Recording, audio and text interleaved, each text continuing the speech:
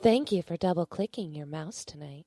You're listening to the Midnight Frightcast in 5, 4, 3, 2, 1.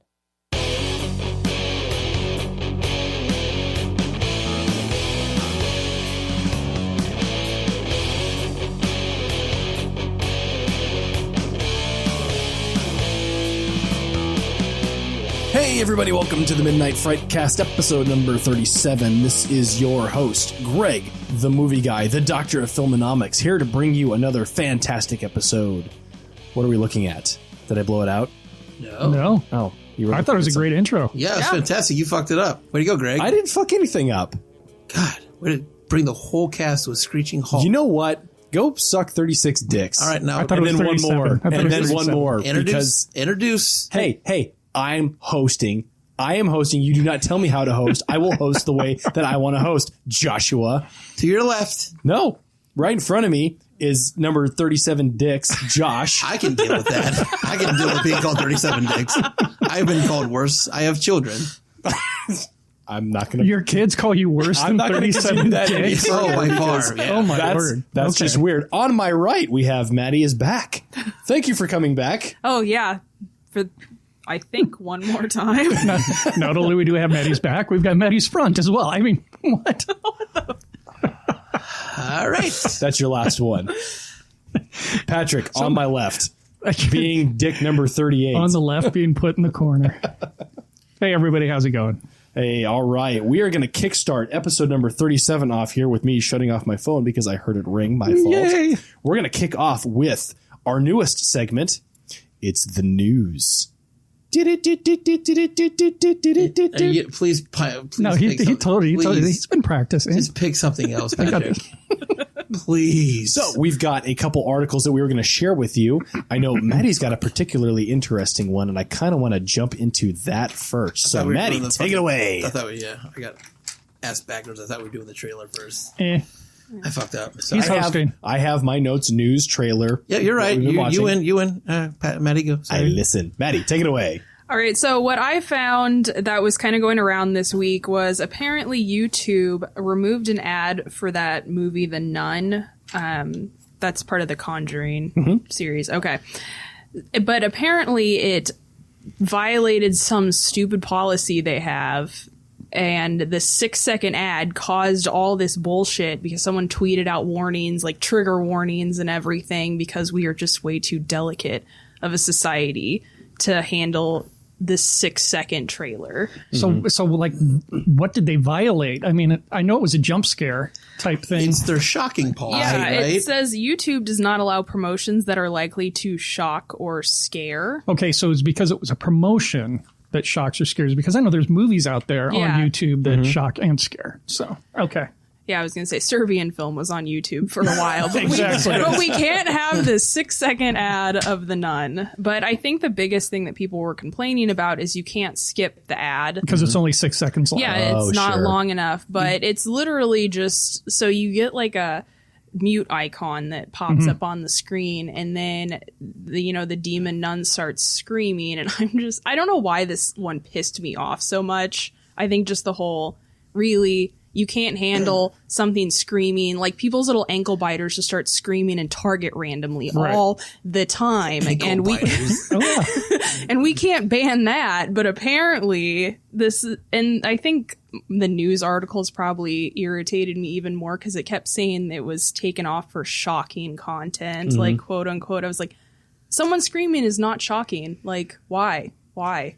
Yeah, I don't know. Unless it was like one of those things where like the face pops up and screams, That's it. That's what it does. Well, I mean, it's kind of like those, you watch those car ads and then all of a sudden yes. the Exorcist face Yes. pops up with a screen, that type of thing. Is that what it was? Basically, yeah. Okay. I was going to bring that up.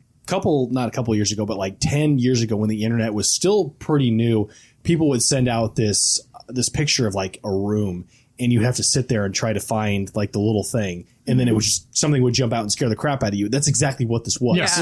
Okay. I think we are just too much of a bunch of fucking pansies to deal with that. It's an ad. Get over it. Yeah. Oh my God. It's for a horror movie too. Well, and especially this isn't the first time that a movie's used viral marketing. Like that last Exorcist did a ton of that. What's that website that people get on to look at each other's junk? 37dicks.com. I was going to say. Chat roulette. Now, when I'm looking at junk online. I was wrong. But there was like a chat roulette. I think that was it. They were advertising for The Exorcist, and they had some girl that was like undoing her blouse, and then she like looks up and like her face melts off. That was acceptable, and like you can have like 6-year-olds get on that site. I don't know. I don't get on there to look at other people's junk. So Yeah, me neither.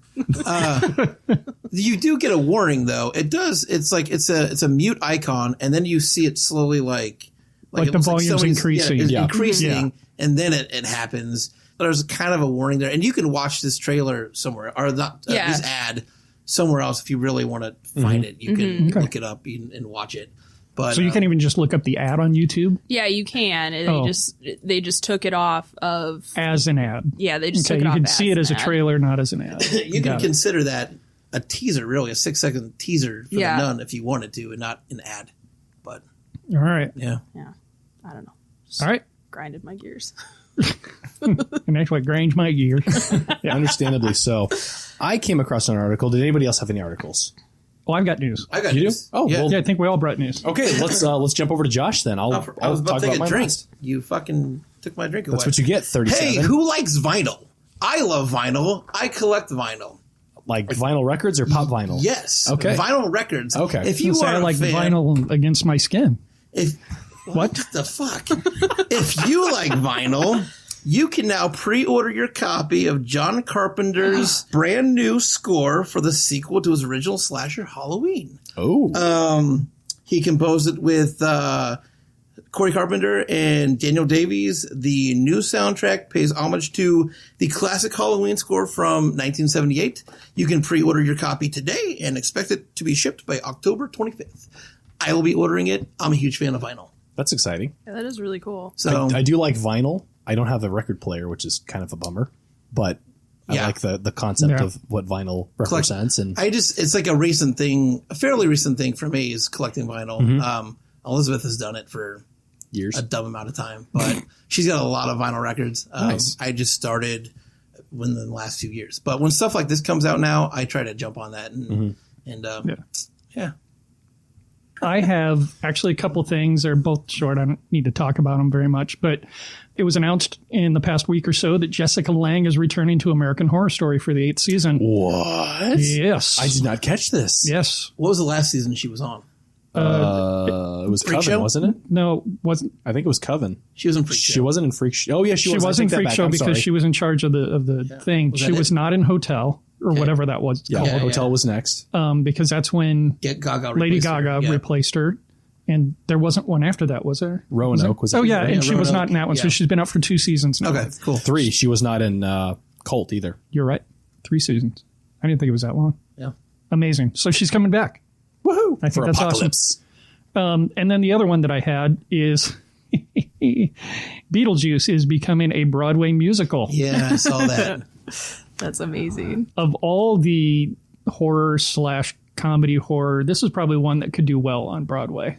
You know, there was Carrie the Musical, which flopped horribly. Actually, it's one of the it's one of the biggest flops ever. Yeah. But then they actually redid all the music, and it did very well. Evil Dead After the musical. that. Evil is Dead the musical. Huge following. It has a huge following. Yeah. And if you want to see Carrie the Musical, Doane University is actually doing Carrie the Musical this season. Somehow that doesn't surprise me. I really thought you were going to say, if you want to see Carrie the Musical, don't.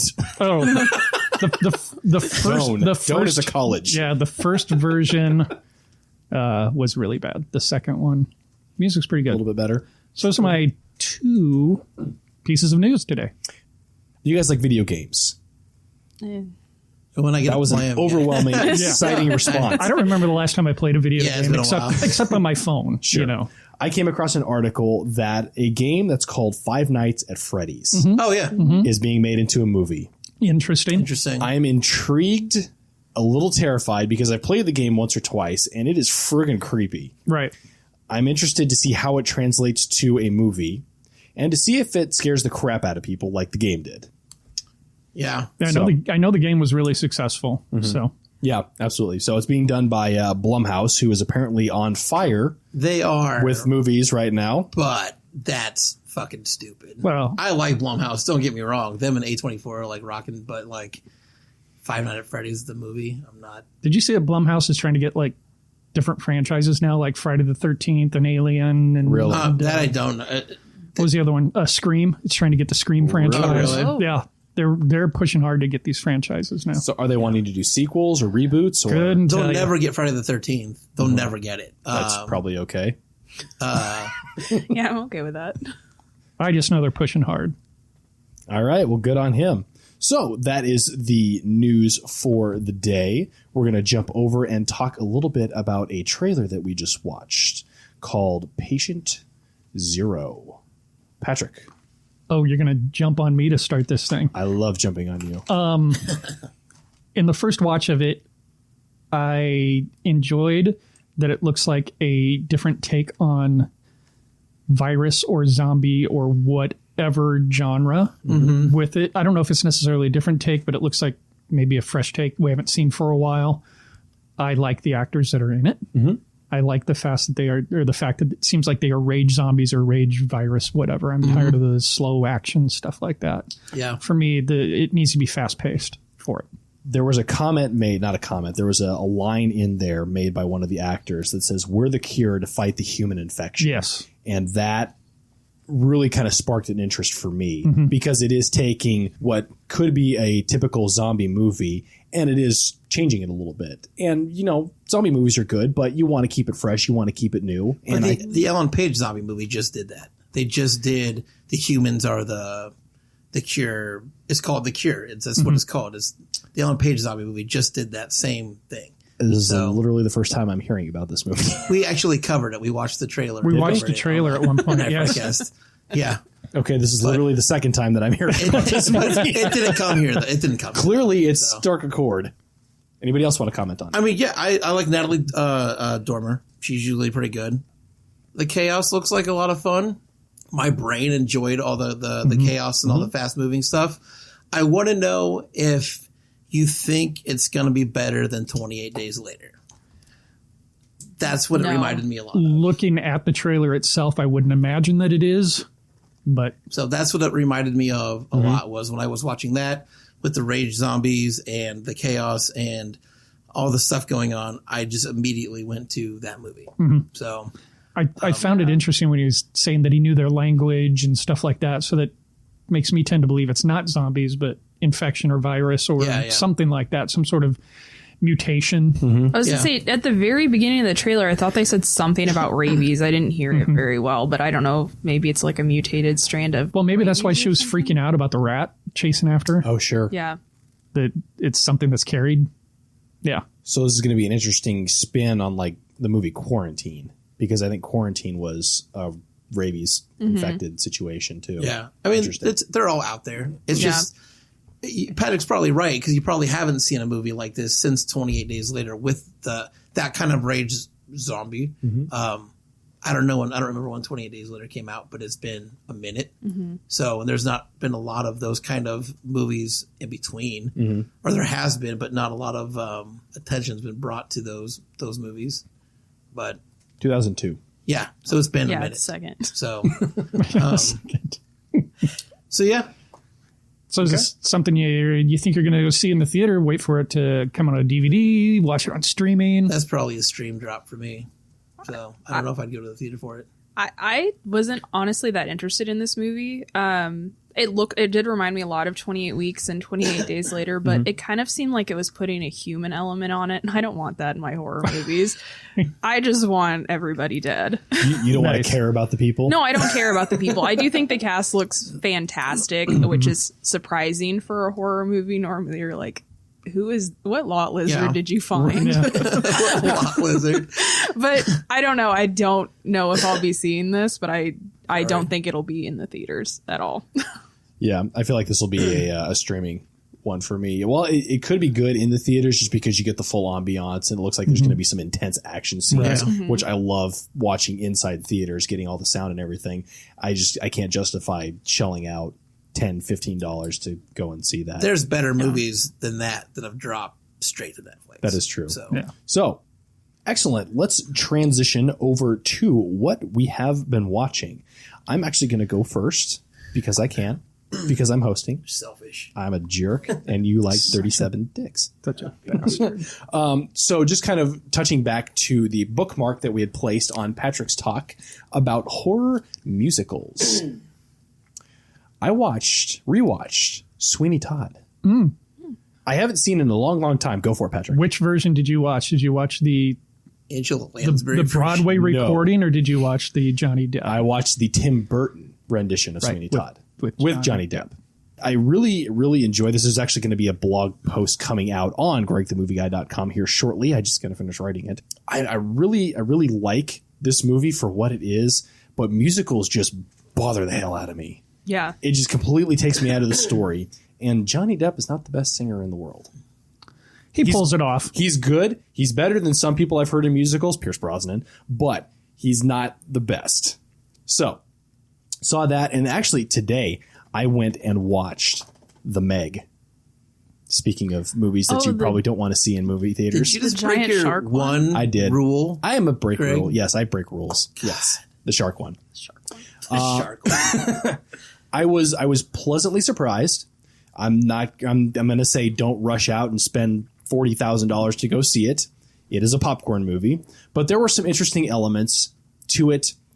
Jason Statham kind of kills it. Rainn Wilson is excellent. Yeah. And the CGI of the ocean and the shark was done really actually pretty well, I thought. So amazing. Jason Statham just should not be making these movies. But I mean was it more action driven than horror? It's not a horror movie. Yeah. No, Okay, not in the least bit. Then you're right. I guess he's great in action, but there's times where he's really good at action comedy as well. But yeah, he should stay out of horror. I agree with that. Yeah. No, it's a pretty typical shark movie. It's not horror. They try to make it horror, but no. Not even slightly. So that's what I have been watching. Maddie, what have you been watching? I actually was a little late to the game, but I just watched Dread the other week, and I thought it was absolutely fantastic. Not really a horror movie, kind of more an action, but it did have some horror elements. They're skinning people and stuff, so, everything fun that you need. I think, honestly, one of my favorite, action bad guys that I've ever seen. I just loved...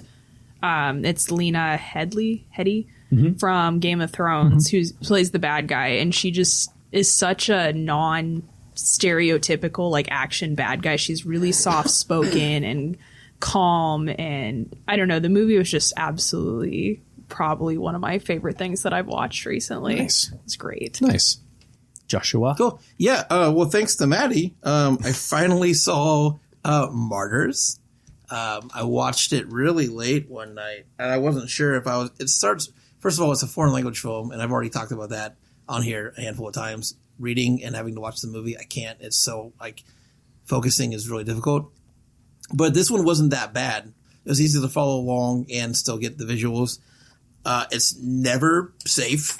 It's not clean. It's challenging movie. It's always challenging you to shut it off.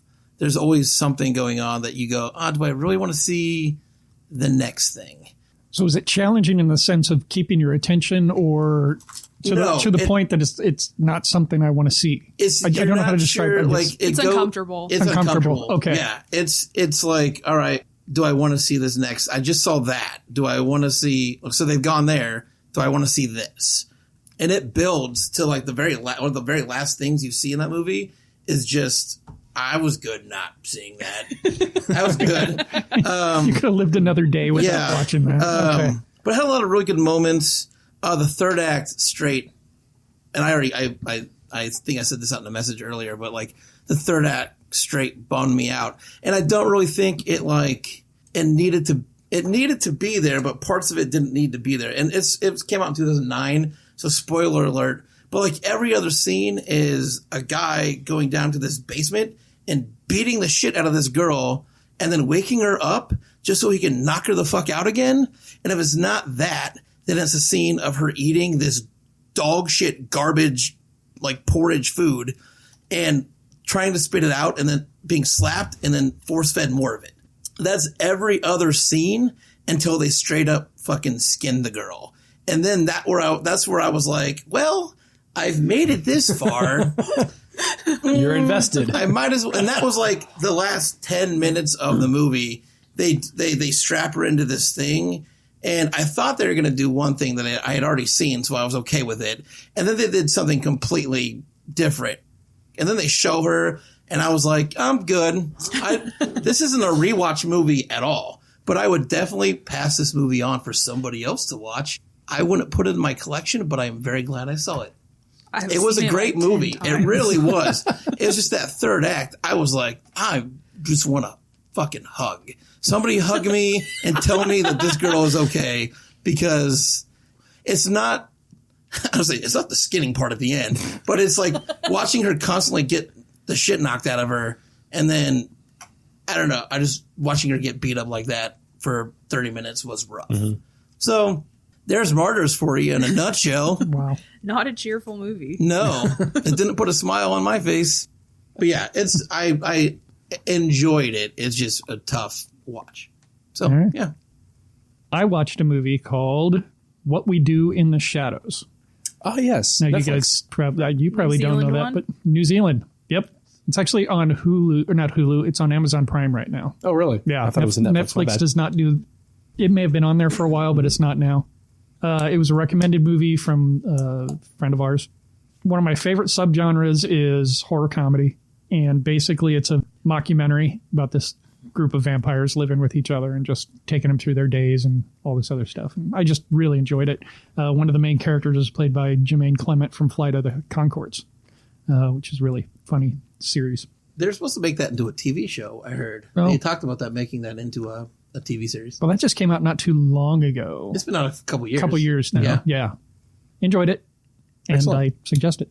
Cool. Recommend it. Recommended from Patrick. All right. A cheerful one after. Oh, yeah, they didn't skin anybody. Well, not like... They only skinned I didn't have to watch person. It. Yeah. Yeah, it's one person. God, guys. Come on. What they did to the kids was, worse. All right. So that is what we have been watching. We are going to swing over to our next topic. If you remember back to our last podcast, we discussed an interesting topic about the best horror movie openings. What better way to bookend than with our topic of today, the best horror movie endings. So, who would like to dive into the pool first? Best endings, best holy shit. I wrote down like holy shit endings, that movies that made me go like, what the fuck was that? Mm-hmm. Sleepaway Camp. Okay. Mm-hmm. Holy shit, she's a fucking boy. There you go. That's what I wrote. Those were my notes. Sleepaway Camp. Not just that, but that when she just standing there with her mouth open, making that weird freaking noise. Yeah, it's a weird... It was a bizarre scene. It's weird seeing her head on that. It's a weird way they put it together. Right. But, Sleepaway Camp was the first one on my list. Okay. Boom.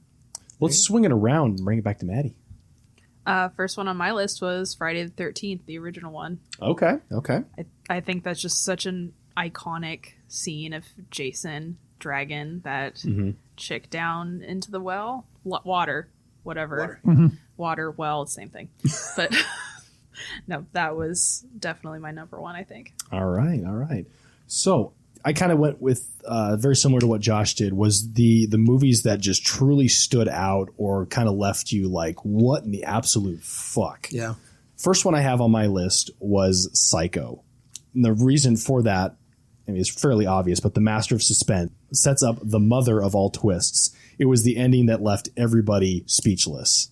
Like, nobody saw that coming, I can guarantee it. Yeah. So Psycho was my number one. When I started making my list, to me, it became a little convoluted because there's the shocking endings, there's the twists, and then there's just really freaking good endings. Mm-hmm. So I kind of had a mixture in my list. Number 5 for me, Night of the Living Dead, when Ben goes walking out of the building, out of the house, and they end up shooting him because they think he's a zombie. not just because of what had happened, but also the racial commentary of the movie itself and the way they treated him and his body afterwards. So to me, that was a real powerful ending. Night of the Living Dead. Yeah. So Maddie might have to help me out with this one a little bit, explaining the ending. But I put a weird kind of wicked, twisted smile on my face. But my next one's Martyrs, actually. The whole part at the end was seeing if the girls can achieve like martyrdom. Is that what it's called? Kind of. And there's this Mademoiselle. I can't say the word, so I don't fucking care. But it's a whole thing of them trying to discover what's in like the afterlife. And after she gets to this certain point, the Mademoiselle leans in and she wants her to tell her what she saw. You don't hear what she tells her, but what you do see is her go into a room and put a gun in her mouth and blow her face off. And that kind of put a weird, like watching the bad guy kind of go, something is fucked up enough, or what she told her is bad enough that she went and did that, puts this weird smile on my face for whatever reason. So, Martyrs. Okay. My next one is actually a movie that I hate, but I love the ending, and it's The Others. I think that the twist at the end was really interesting, and it was worth the like 97 hours that movie was of just I'm sorry, that's one of the most boring movies I've ever seen, but I somehow stayed awake until the end and was like, oh, that's kind of cool. Was that with Nicole Kidman? Nicole Kidman, Okay. yeah. It's a really slow burn movie. Yeah, that I don't think burns the appropriate thing because Wow. nothing ever happens in that movie. But yeah, The Others, even though I hate that movie, I just absolutely love the ending. In fact, I think they should just make the movie the ending so we can just be done with it. Short film. Get on that, Hollywood. My number 2 here was The Mist. And sorry, Patrick. I remember seeing that, and I remember just laughing my ass off when I saw the ending, because it's the terror is over. There's no more fear for the characters because they took their fate into their own hands and ended their lives to avoid a horrific end. Then slap. You done messed up, Ron. Yeah. Spoiler. It is. Yeah. No, Frank Darabont. That's not the original ending to The Mist, right? Frank Darabont fought for that ending, Yeah, he fought for that ending. right? Yep. Okay. So that's Frank Darabont's fault. Stupid. Yeah. And there were certain things that he did in that movie that he went ahead and said, we can do this cheaper as long as I get to do it the way I want to do it and all this other stuff. So there's some cheesy things in that movie, but still a pretty good movie. And he stole the entire cast from The Walking Dead, or from The Mist to put in The Walking Dead. Yeah. Like, there's a ton of them in that. He uses a lot of people in his movies over and over. Sure. For our next one, it's another Stephen King movie, Carrie. All the way from the town going up in flames to when the young lady went out to the grave to pay her respects, and then the hand just reaches up and grabs her. Just to me, that was very effective, especially for when that movie came out. Dug that. I only got one left. So All right. after this, you all can round robin yourself. Have people taken yours or? No. Oh, I you only had three. I only That's did right. 3 because I'm just not a homework kind of guy. I wrote down Saw. I love the ending of Saw. Yep, So Saw was on mine. I knew it. I took it. I'm sorry. But Look, he fucking stood up. right. So the only problem I had with that ending was 5 to 10 minutes into that movie, my wife fucking told me he was going to stand up, and she ruined it for me. So that's the only problem I had with that. Now, Josh, you would be surprised that I did have that listed as an honorable mention. I am surprised. For as much as you know how much I love that movie. For as much as you tore Well, that me a was new dripping in asshole for that sarcasm. movie. That was like an entire half hour of a podcast was me just ripping that Yeah. movie apart. But I really dig that movie and that entire franchise, really. But the ending to the original is fantastic. I agree. I very much agree. Next one on my list is The Devil's Rejects. I love everything about that ending. I like that, the characters died, apparently not for good because they have another one coming out. Yeah, 3 from Hell. But I just think that ending is so cool, and just I like how it's done in the like slow motion. I love the music. It's just fun. I think it's a cool twist. Not a twist, I guess, but it's just a cool ending to that movie, which I already think is just kind of gritty and fun. And Are you excited for 3 from Hell then, or no? Or you just wish that franchise would be just done? I wish they would have left him dead. Some things just should be left alone. Yes. Yeah, I definitely. Pretty much any Rob Zombie. Shut up. All right. So since Josh took my Saw, I'm going to jump to my number 4 here, which was The Sixth Sense. Very similar to the others, where it was just the light bulb moment. They literally spoon-fed you the ending throughout the whole film, and you still didn't catch it. Yeah. So it was just one of those like, oh, now everything makes sense. I love it. M. Night Shyamalan, you're amazing. And then he made all of his other ones, and he's garbage. Not all of them. Because you haven't seen all of them yet. Shut up, I'm getting there. True. I would like to add The Village. Never mind. Just kidding. I saw all the looks, and I was like, I gave up. Well, we know how you feel about The Village, so. Did my eyes start glowing red? Yeah, a little bit. Yeah. So Greg just stole my number 1. Number 1 was Sixth Sense for me, because to me that was the biggest reveal ever. So I'm going to throw in now my number 3, Shaun of the Dead. And it was because it was a lighthearted moment in which Simon Pegg, Shaun, at the end of the movie goes out to the shed and hear his best friend who is now zombified, and they sit down and play some Xbox. Yep. Yeah. It was just a really nice ending to the movie. That's one of my favorite endings in a horror subgenre movie. Skip. My next one is kind of weird, I guess. It's the ending to Freddy versus Jason. And I don't know why I love that ending, but I love that entire movie because I think it just kind of owns the fact that it's ridiculous. Right. And I think once you hit that level and you're like, we're just doing this to have fun, I think it really just elevates the movie. So even though it's so cheesy with Jason walking out of the lake with Freddy's head, but it's so good. It just ties the whole movie together. You're like, yes. I love that one. All right. Next one I have here, I feel like I need to go back and rewatch because there may have been some stuff that I missed, but it was another Stephen King, The Shining. And the part that, sorry, Patrick. The part that really kind of brought me in was when they focused on the picture and Jack Torrance is in the photo from 1921. I don't know if you can shed any light on that, but I remember seeing that and I'm thinking, okay, wait a minute. What the hell did I miss? That was more of a Kubrick twist on the whole thing, but it jumps back to when the bartender was talking to him and said, well, you've always been here. Right. Whether or not it was him in this particular persona or whatever. So then that kind of brings up another question of, does that make him like I don't know. Like he's not stuck in the Overlook Hotel because he came to the Overlook Hotel to do the whole watch it over the winter situation. It's left ambiguous. Maybe that's why I like it, is it's one of those like, where is this coming from? Yeah, I think a lot of that is Kubrick just fucking with you. Okay, and well played, Mr. Kubrick. Yeah. So, The Shining. Yeah, you just took one of my honorable mentions that I was going to throw in there since, you took all my other ones. And I only have one left. And it's a movie called Eden Lake. I don't know if any of you have seen that one.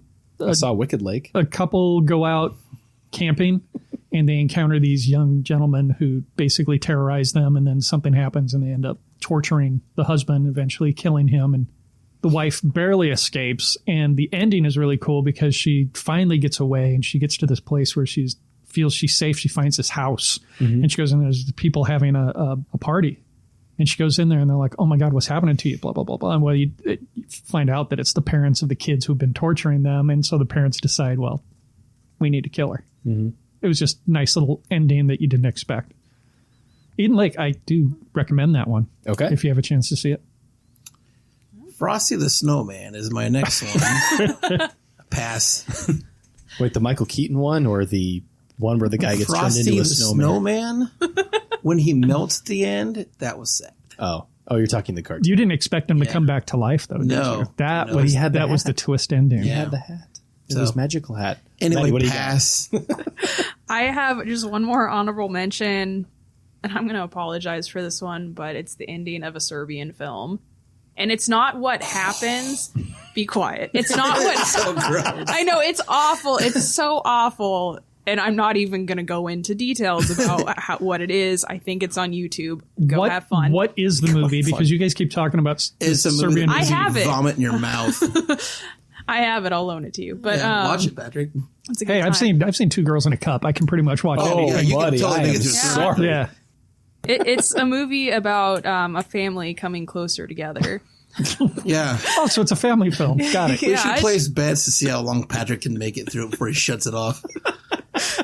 But what I like about the ending is the whole movie is just so not okay. Like, there's nothing okay that happens in that movie. And then you think, oh, they can't get any worse. They can't do anything else. And then they're like, hey, here it is. They just push the envelope. So they burn the envelope. It's the envelope doesn't exist anymore. And it's honestly probably the second most horrific movie I've ever seen in my life. So I have to give him that. Second. Wow. I'm curious what the first one is. August Underground. Okay. See if we're all writing it down like we're going to search for it later. I want to see the most graphic I do. movie ever. See, that's the strange thing. Right on that. I write these down and I do go research them because you would. Have fun. Because I hate myself that much. And yeah, that concludes my list with the most horrific thing I've ever seen. That's a good way to conclude. Good way to conclude. I've got 3 more here. I'll knock them out here really quick. My number 6 is The Ring. I liked it because it was a complete twist on the typical horror movie. Saving the victim doesn't end the terror. And I really, really appreciated about that, where there's that moment between Naomi Watts. Wow. Naomi Judd. Yeah. And the kid in there, and she's like, oh, I saved her. She's fine. She's safe. And the kid was just like, no. You weren't saved. You didn't. You shouldn't have done that. So I really, really appreciated that ending. And then my last 2 are actually very similar. 47 Meters Down and Last Shift. And what I really liked about these was you lose a sense of what's real. You're so interested in the character's physical safety and the situation that you completely forget about the mental and psychological aspect of the end, or until the very end. And I think that once they do that giant reveal, like with 47 Meters Down, she's still down in the cage, or Last Shift, she's shooting the people that I can't think of. Hazmat. The hazmat people. Thank you. It's just like, holy shit, where the fuck did that come from? Yeah. I've been completely blind in this entire thing. Holy God, I'm just like the main character. Well played. Those were the last 3 movies that I had on my list. Great lists. We did not have a ton of overlap on this one. We did, I think you stole 2 of mine, and I think everybody else was pretty unique on theirs. Yeah. Cool. All right. Let's jump in to the movie that we all watched for this episode. It was, Josh, what was the movie? We watched The Collector. Attaboy. I was going to fuck it up, right? Not the collectibles or the collection. The collectibles, the collection. Patrick, you got the deets? I got the deets. The Collector, 2009, now streaming on Screambox. We'll talk more about that later. After a stint in prison, Arkin finds employment as a handyman, but Arkin decides to rob his boss in order to repay his ex-wife. Venturing to his employer's remote country house to make the heist, he soon finds himself, as well as the boss's family, at the mercy of the Collector. This masked menace turns the house into a maze of fiendish and deadly traps. Only Arkin's wits offer any hope of escape from gruesome death. IMDb score 6.4. Metascore rating of an abysmal 29. A Rotten Tomatoes critic score 30%, with the Rotten Tomatoes audience score of 47%. You're so Really? happy. You're so happy about those numbers, aren't you, Patrick? Quite frankly, I think IMDb's a little high, and I think the rest of them reflect fairly well. So, Patrick, do you want to start then? Since you love this movie so much, You know what? I got to say this one was a little tough for me because I'm not a big fan of torture porn. Okay. Me neither. Yeah, exactly. I'll watch it because I think it does have a place in cinema, in the horror subgenres. But once again, for me, it's just not. There's enough of that really happening in the world that I don't necessarily need to see that. Sure. So that's why I'm just not a big fan of torture porn. However, there were certain things in this movie I did really like. Yeah. Were they more technical than story? They were more technical. Well, what story? There was a story. The plots. Oh no. Well, we should go Anyway. from Patrick to Maddie because It was exactly on the other end of the spectrum.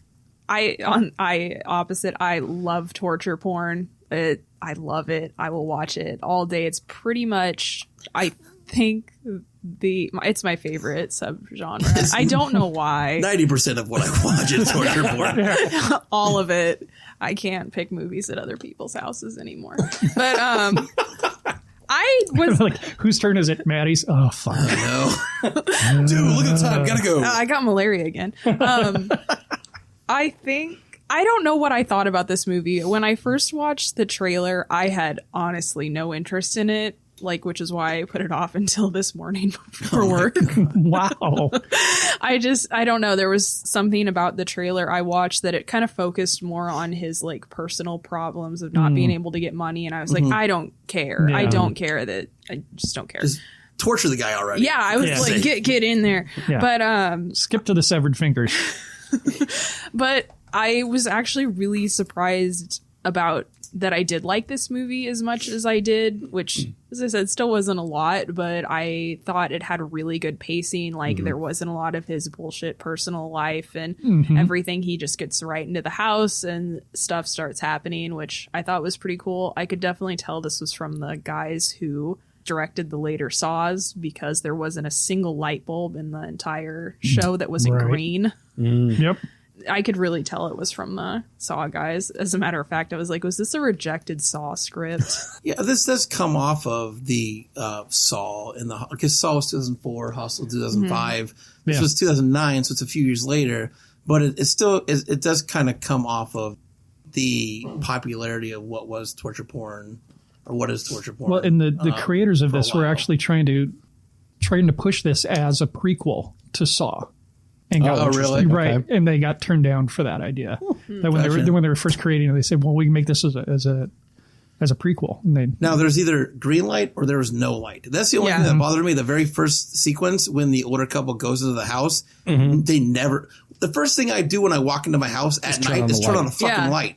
And these people didn't, and it bothered me. I've seen this movie a handful of times, and even last night when I was watching it, I was like, would you just turn on the fucking light? Well, yeah, because he didn't try to turn on a light till he went into the kitchen. I don't care. He was flipping a switch, but that was like a good minute and a half into it. That didn't bother me. If you walk into the kitchen and you don't turn the light on because you're going to go upstairs, you're going to turn the light off anyway. But she went upstairs and she still stood in the fucking dark for the whole beginning of the movie. Right. It's like, you're upstairs, you're in your bedroom, you're doing something. Turn on the light for a minute at least, and just get dressed in the light or whatever you're doing. Right. But turn on a light, for Christ's sake. So that kind of bothered me. So I was curious if he unscrewed the light bulbs or was able to shut off the power, because if you notice, they walked past the security thing on the wall and that had power. But then he's flipping the switch and there's no power. I just think they chose to not turn the goddamn lights on. Yeah. I don't know. That might have been a technical choice, because everything's scarier in the dark. But whatever. You pointed out everything else. The pacing is good. I liked a lot of the traps. I mean, they're fun. Yeah. Stuff like that's fun. It's fun. It's not fucking fantastic, Patrick. I didn't say give him an Academy Award. I said it's fun to watch that shit sometimes. I'm not saying that part wasn't fun and interesting, at least interesting. My big question is, when did this guy have that much time? That's what I was thinking. To build these elaborate traps. I mean, the bear traps, easy, done. I could do a couple of those, but the one with the scissors, there were so many that were so elaborate. I was wondering to myself, how long did he have to put these things up? Well, were they up when Arkin entered the house? Because he looked like he entered a clean house. Yeah, and then it seemed to like all of a sudden here was another one, and I was like, are you building these? He just happened to find that one path that led to the safe that had no traps. Yeah. Mm-hmm. But to me, it almost seemed like he was building them as time went on, and but you don't hear him setting anything up or anything like that. But that bear trap kill was kind of fun. It was. It was fun to watch. I will say that was pretty decent, because it was kind of a clean kill without being too, what's the word I'm looking for? Tortury. Not tortury, gratuitous. Yeah. Yeah. I think gratuitous. The girl that plays the older daughter, that girl was not fucking 13. But B, I can't believe he said 13 in that, because there's no way in hell. Yeah. No. Yeah. And she's from Californication. Yep. Did you? Yeah. So I already knew out of the gate what happened with her was going to happen. Because she doesn't ever keep her clothes on. I was going to say which part, dying or getting screwed. I mean, both things. Wait, so she was supposed to be 13, and they think it's 13. Okay to show her. Yeah. But was she supposed to be 13, or was he just making a reference that once they become teenagers, it becomes difficult? They say the number 13. I know he said 13 specifically, but I didn't know if it was because she was supposed to be 13 or if it was just a thing where once they become teenagers. I think it's just a generalization. Okay. They become teenagers because Yeah. I almost feel creepy if she's supposed to be 13 and I'm seeing that and thinking, never mind. I know that was when she was taking her top off and stuff. I was like, or when it gets ripped off or something. I was how old is this girl supposed to be? That was like my first thought because I thought she was supposed to be like 16, portraying a 16-year-old. And I was like, that's gross. Yeah. Sorry. So I felt it was like she was supposed to be in high school. Yeah, I feel like Chris Hansen should have like popped up right in that scene and been like, hey guys. Hey, why don't you have a seat? Yeah, why don't you have a seat? What are you doing? Yeah. Yeah. So Greg, did you have any other thoughts that you could add to our? Oh, I've got thoughts. Oh, I can't wait. Yeah. I have Let's got get into your thoughts, sir. First off, this is Saw meets Home Alone. It's a spin because the guy that's breaking in is the hero instead of the guy who's setting up the traps. Right. There is absolutely no substance in this story. Just like you said, I don't care that he's having money problems. I don't care about his ex-wife. The daughter's kind of cute, but I don't really care. That's the one relationship in the movie that I actually appreciate. It's like they could have just started with him breaking into the house because he knew that he could rob them. Exactly. It didn't need that story prior to it. I don't care about that. I don't care about the mob boss dude. This movie is technically awesome. The camera work, all the spins above the room, the over-the-head shots. I wrote that down as something specifically to point out. I lost track of how many cool shots were in this movie because there were just so damn many of them. It reminded me of watching like Mice in a Maze type thing, and it was just really cool. The use of lighting in this as well, the different colors and the different scenes. You mean the non-use of lighting? No, because they actually use lighting really well. You had mentioned the green when they go down into the basement, which just gives you that really gross, gritty, grimy Saw feel to it. When they were in the strip club, it was bright red. Bright red. In the alleyway when he's talking with the mob boss or whatever that guy's supposed to be, green. Really bright green. I don't know if you guys caught that. Just the use of lighting and how the colors really played into that was really kind of cool. I love the use of the soundtrack in this and the music and everything just help really set the tone. And it moves along really quickly. There was not really a dull moment where nothing was truly happening except for that little part at the beginning where we're introduced to Arkin and he's going through the house and doing his thing and he's creeping on the wife looking in the picture and she's injecting herself with Botox. Which was weird. I didn't think they just gave that out to people. Right? Well, she may have been a doctor. Maybe. Or the husband. I don't know.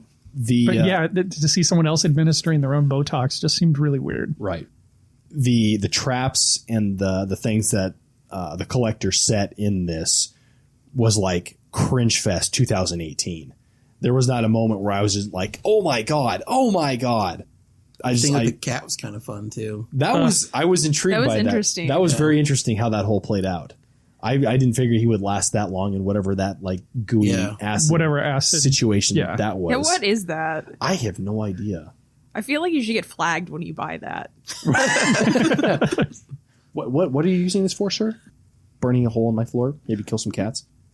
That was really about all that I had. I love this movie. I think that deserves a higher rating than the story does. But I enjoyed every aspect of it, sans for the little story pieces. So did you guys see Arkin as a bad guy or do you see Arkin as a good guy? Oh, good guy. Do you see him as a good guy? I saw him as a good guy. He's a bad guy with ended up good intentions. I mean, he went in there maybe to steal shit from these people. But there's a difference between a bad guy who steals shit and a bad guy who kills a bunch of people. Yeah. So I definitely saw him as a hero, especially with saving the girl at the end. Yeah. That frustrated me, that scene when he gets out and then he looks back. I would have been like, nope, see ya. Die. Yeah, the police are better equipped to deal with this than me. I'm going to run. That was one little issue that I had was, what have you been doing this entire time in that particular room that just now you're revealing yourself? Yeah. That was one issue. Why didn't she stay hidden? I mean, obviously he hadn't found her. Or how many rooms had they gone in and out of? Yeah. At least the collector, how many rooms did he go in and out of that he was not able to find this girl? Like, you can flip up a bed, you can look in a closet. There's not that many hiding places in a freaking house. Yeah. Well, when he went back in, she was just in the room where the guy that was in the box was, and he had been in that room 3 or 4 times already. Right. So where was she hiding that? Oh, he stuck a guy in a box in the closet or whatever that was, and you can't find the other girl?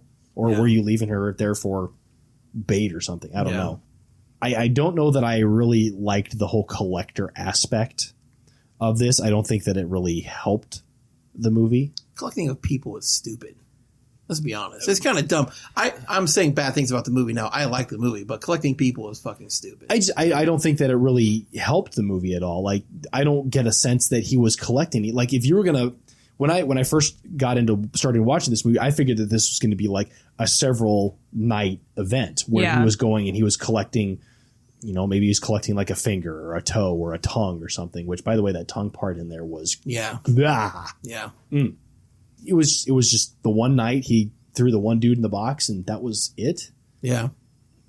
I think you could come up with a better title than The Collector. I think there was a serial killer that did that, if I remember correctly, that they could be basing it off of. It was from another country, and I can't remember. I wish I'd written it down because it was based on something. Okay. Yeah. Was it Germany? I wanted to say it was like New Zealand or something like that. I'm shocked. I was going to say normally the weird shit always comes out of Germany. Yeah. Like I said, I wish I would have written it down. You had mentioned the music, Greg. Yes. And I felt exactly opposite of it. Really? At the beginning, I felt completely inundated with tension music. Okay. In unnecessary parts. Like when he's talking to the mob guy in the car and all that other stuff. And it just kept coming and coming and coming. And I felt there was a lot of audio that was just a little too pronounced. That I wrote down the term ear raped, which is probably pretty extreme. But, like... When Arkin first entered the house, he wasn't trying to be quiet in any way, shape, or form. You could hear every single footstep walking through the house. I'm saying he knows people are there. Right. And he's not trying to be quiet or anything like that. So no, they were supposed to have left. They were supposed to have left, right? They were going on a trip. Oh, okay. So as far as he knew, those people were gone. Well, then, okay, he can thump around. But still, like some of the music and things like that, to me, it's just like way too much, way too early. The way that I kind of saw it was a desensitizing where it's getting... It very well could have been because I was desensitized by the second half of the movie. Right. Because at that point, that wasn't affecting me. It was all the other crap going on that was bothering me. Did they ever explain what's going on, like why they filmed the collector's eyes the way they did? Because it kind of I had that in my notes. It's like, what the fuck's up with his eyes? Yeah, and it looked then, like he was tripping balls. Like, what is he doing? Yeah, and I don't know if it was they had that close up of the spider later on with the spider eyes, and I don't know if they were trying to do something like that or what it was, but it was like you catch a cat at the right angle with lights, and their eyes just catch the glow. Yeah, and that's all it was. And I'm like, what the fuck is that? That was another thing that I meant to write down and I didn't, was what was the situation with all the bugs? Like this, they were just like... Well, because he didn't do his job. Yeah, I was going to say the killer was the exterminator, so I think they kept making references to that. When did they point that out? It was at the beginning because it was something trap exterminators. I don't remember what the name was. It was the... when he's in the ambulance at the very end, he's telling either the police or the paramedic that it was the exterminator. It was the exterminator. And then at the very end, I totally missed that. When he loads him into the van and he walks along the side, he rips off the exterminator sign from the side of the van. So the way I get it is he was there as an exterminator, but obviously he was casing the joint, not doing his job. And that's why there were still so many bugs. Okay. Yeah. I totally missed that whole thing. Oh, I kind of got that like halfway through the movie just because, again, it's the Saw directors and I feel like they always have like one minor character that's somewhere in the movie that like pops up at the end and they're like, oh, wait a second, he's been killing people this whole time. So I was like, who is kind of a minor? Oh, there we go. Yeah. There he is. There he is. Yeah. Why were there so many traps in this house when he already had them captive? Oh, good point. Do you think he knew somebody else was in there? Or maybe he knew that the daughter was going to be coming back, or I don't know, because how did he even know that? I mean, if Arkin thought they were going to be gone, how did this guy know they were going to be there? And then going back to the trap question, he already had them bound and tied downstairs. Why did they need the traps? So, well, he couldn't find the younger daughter, so unless that was just a ploy to finally catch her. Yeah. That could have been a thing of why they didn't leave, because he had caught them before they were able to go out on their trip. And that's, you know what I mean? Mm-hmm. Yeah. Like, it just could have been he was there and never let them leave kind of situation. So. True. Interesting. I did like the complexity of the traps, though. Even though he didn't have enough time to set them up, the complexity of the traps was really pretty cool. You got to look past it. You just got to look past that and go straight into the. And those what traps kind of are wire? cool. What kind of wire is just sharp enough that if you walk into it, it's just going to slice you open like that? When he cut his cheek. Oh yeah. The fish hooks, were they like fish hooks? No. It was just like it was like the it's like kitchen. super thin piano wire type stuff. He goes to walk in, he just catches it. Slices his cheek. Oh cheek. gosh, yeah. There was fish hooks though in that. There bathroom, was. right? Oh, yeah. Okay, yeah. Yeah, was that a bathroom that he went into? That was a bathroom. It might have been. Yeah, because that's when they went down the chute. He unhooked himself, and they both went down the chute. Yeah. Yeah. So there are cool moments in the movie. There were some questionable moments in the movie, but you know, I like the chandelier. That chandelier was really cool. The knife chandelier. The knife chandelier. That I think was like the least and one of the most complex traps because it's so like ratchet looking. You're just like, you just tied a bunch of knives to a chandelier, Right. but then I don't know. It was a cool one, but I was like, that's. But he was ghetto fancy. shit. He used zip ties. Right? Yeah, didn't just duct tape it on there. All right. Okay, so all the power in the building was off. Mm-hmm. Where did they find power for the television that they threw on the ground with the fish tank? oh yeah, Oh. Plot hole. But there were lights on downstairs, though.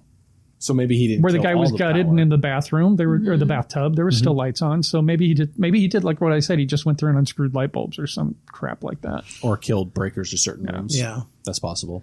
And are cops just generally dumbasses in these movies?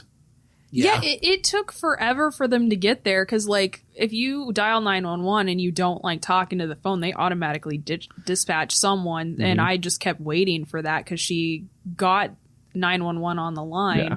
and then like, But it was a cell phone. Maybe they had to triangulate. I don't know. I'm just Possible. making excuses for them. You want to get scores, Greg? And on that note, what is... Okay, well, are we doing 3 different scores like we did last time? we can? Because we did the scare factor, the gore factor, and then overall. Oh, for God's sake. All right, so scare factor, what do we got? 2. Yeah, it was pretty low for me. I'd Yeah. probably say a 3. I'd say probably 3 or 4. There were a couple times I jumped. I remember that, but... I agree with all those. Sounds good. Okay, so we'll say a 3 for good measure. Gore factor. For me, it was pretty high. I'd probably give it about a 7 or 8. I was going to say 7. 7. Yeah, 7. 6-ish. But it's probably low for you. I mean, especially with a Serbian film. Yeah. Was that August Underground? Well, it didn't get points knocked off like High Tension because the effects were actually good. Like they did a good job. They really did do a good job on the effects, I will say. Yeah, so they like get to keep the their fingers flying and stuff like that. When she got the 13-year-old daughter, or however old she was, when she got flung against that wall of blades or whatever, did you notice when her face was like one eye was looking one weird way and the other one? I think, yeah. Oh, really? I think it was because there was a nail that went through. Oh, it was awesome. Because you could see a little bit of a nail coming out. Oh, of the bridge okay. of her Maybe nose. that's what it was. I thought that was really cool. Nice touch Yeah, that was to fun. it. All right, overall. It was overall, okay. I would have said 7. I like the movie. I give it a 7 as well. It's a 5. It's a 5 for me. Yeah, I think a 5. It's not Okay. my favorite. So we'll give it a 6 for good measure. good measure. All right. Well, that concludes that. Who has things to plug? Patrick, shut up. So you've got things to plug. Yeah, plug, Greg. Go. I was not prepared. Shoot. Well, I'll Not plug fair. something. Haymarket Theater opens next week. Lost in Yonkers. See, 7 o'clock or 7:30. I can't remember the time, but you can find out the times of the play by going to the haymarkettheater.org. And I believe it runs for 2 weekends. Neil Simon, Lost in Yonkers. Hey, everybody should check out the Prairie Lights Film Festival October 12th, 13th, and 14th at the historic Grand Theater in Grand Island, Nebraska. It's a pretty gosh darn good time. Gosh And darn. We'll be, yeah, I know. Yippee-ki-yay. I'm trying to watch my mouth after I just said fuck for an hour. It's a really good time. We'll be out there that weekend. It's like 17 hours worth of films, a couple of really fun after parties that are going to be at Kincaidor and Bonsai, the Wave Pizza. Tons of discounts. Super cheap weekend. It's $10 for the whole weekend.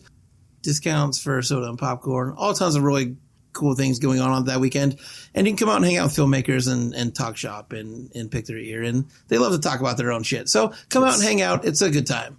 All right. Paradise Film Festival.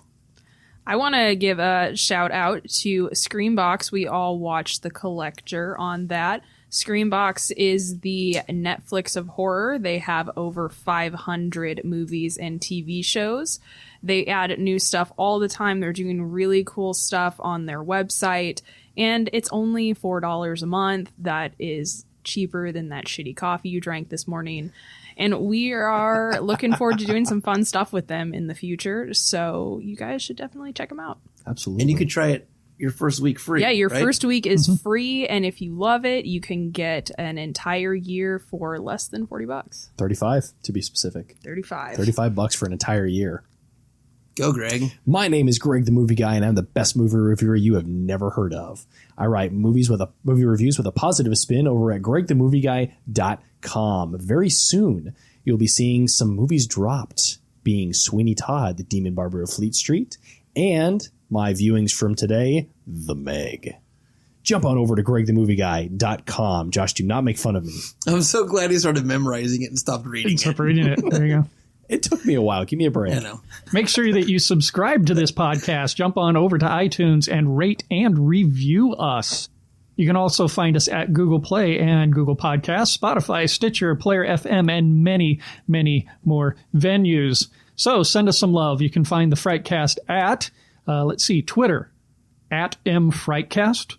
You can follow us at Facebook, facebook.com/Midnight Frightcast, and join the group there as well. So share, and share some more. Post it on your wall.